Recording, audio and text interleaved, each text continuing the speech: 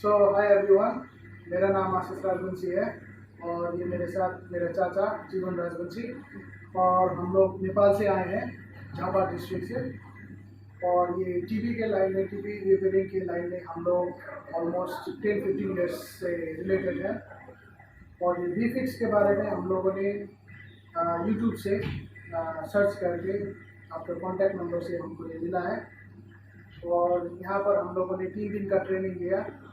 तो हम लोगों को ये 3 दिन के एक्सपीरियंस में, 3 दिन के क्लास में हम लोगों को बहुत कुछ सीखने को मिला टीवी रिपेयरिंग के फील्ड में।